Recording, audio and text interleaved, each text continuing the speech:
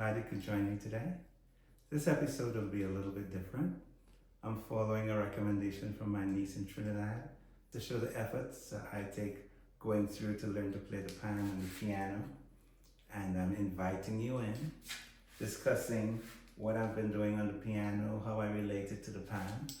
And at the end, I'm gonna play So Nice, that you've probably heard me play before, using the rhythms from the piano. So if you're not subscribed yet, please subscribe. I need 3 more subscribers to get to 100. Hit a like so when I put up more episodes, you can be aware of it. And thank you for your time. Thank you for your comments. And I'm looking forward to seeing you at the end of this episode. Hi, welcome to Dr. Hector Jazz and Stories. Listening to this song, can't believe it's already been 2023 when I released it. Anyway, I'm back. I've had some medical issues I needed to take care of, but now I'm on the mend. Thank you very much. And I want to share what I've been doing on the piano while I've been trying to share what I've been doing on the pan mostly. And to do it, I'll mention 2 of the books that I'm beginning to get into. The first one I started with was Jamie Ambersalt's Jazz 1, Volume 1, How to Play Jazz and Improvise. Turns out this one is really chock full of information and things to do and how to overcome my own bashfulness in approaching jazz. The other one I'm using is Harmonic Experience, Tonal Harmony from its Natural Origins to its Modern Expression by W.A. Mathel. This one is also chock full of information in a different way, helping me to build the proper muscles and the proper mental attitude.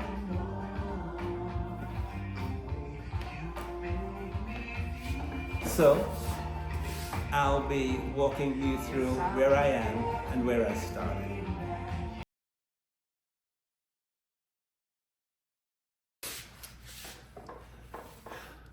When I started in Harmonic Experience, in the beginning, reading the first introductions and stuff, there are exercises that you actually need a piano for. And of course, similarly with Volume 1 on How to Play Jazz. But while it's helpful, the pan fits better in Volume 1, but there are things in here that you actually had to do on the piano. So I got a piano, and my first challenge was hitting one key and meaning to hit that one key rather than hitting between keys and sounding more than one note at a time. The way I did it was I took Volume 1 and I looked at the C scale, and some other places people are very generous on the internet and in other books on how to do the fingering for it, whether you go underneath, whether you go over. And I began practicing the C scale to where I could play without sounding more than one key at a time. Then I began looking at developing some independence.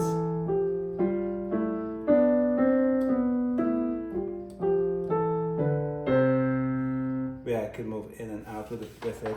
Then the next step I began working on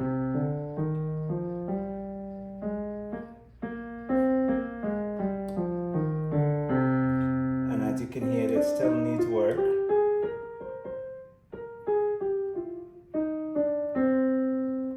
Working on the minor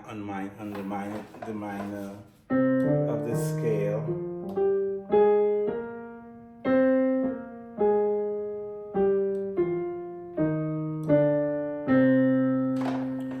I've also began working on using backing rhythms and playing on the beat, on the downbeat, making a sound on the downbeat with it. And by using both, there were things I couldn't hear on the pan that I can hear better on the keyboard. So the difference between a major chord on the pan and a minor chord, it's very pronounced on the keyboard, because now you can have, if I play the triad or the seventh, you can hear the difference. But with just the two mallets on the pan, it's more difficult to hear.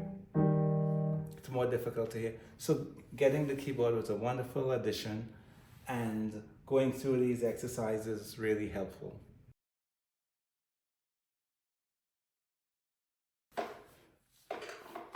So as I was moving along in that direction, one of the things I did, I looked on YouTube to see if there were any clinics or content by Mr. Matthew, and he was being interviewed. I did find just one video that I remember, and he was talking to someone who was a student of his, so he was being interviewed by that person, and the young man mentioned that he would really exercise until he hurt, and W.A. Matthew told him to stop exercising until you hurt, and I found that to be very helpful.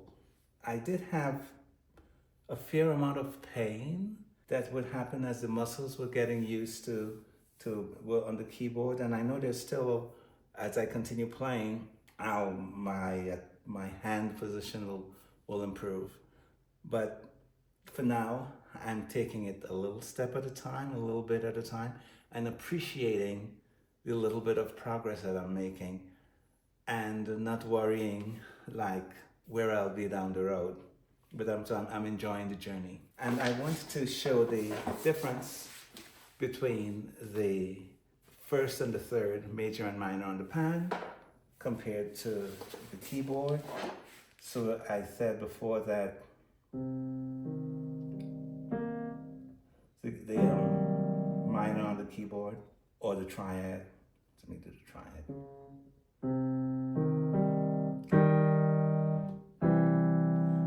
And I could hear the difference, whereas before I couldn't. And the way I would get to hear the difference on the pan, the way I would hear the difference on the pan was just doing it like this. And you can tell it's not as clear or satisfying as doing it this way. It's this way. It's much more obvious to my ear this way.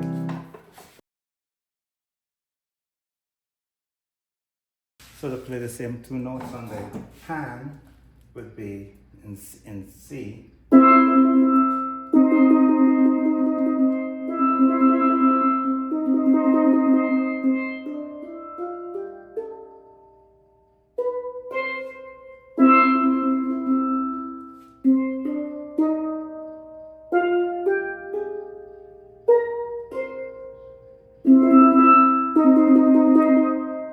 It's just not giving the same articulation in my ear as when I do it on the keyboard. So the keyboard they work synergistically and helping me grow and understand and helping my ear become more discriminating.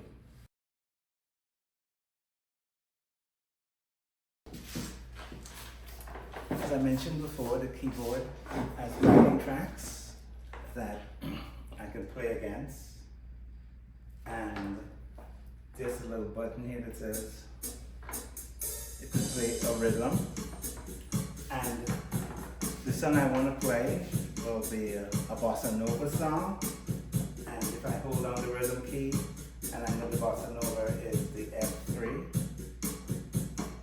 and if I want to know tempo, how fast the tempo is, I can hold on the rhythm. 120. And it's telling me 120. I want to, you probably heard it say 120. And I want to play it at a slower tempo. So I hold down the rhythm and I play and I slowed it down. So what is it now? 110. So now it's 110. And I'll do that one more time. And now it's quite a bit slow, you can actually hear it. 100. 100. So with the keyboard you have the possibility or the feature of stepping it down in different increments. I chose to step it down in increments of 10, but you can step it down in different increments, 1, 2, 3, and so on. And I'm thinking about what song I want to play.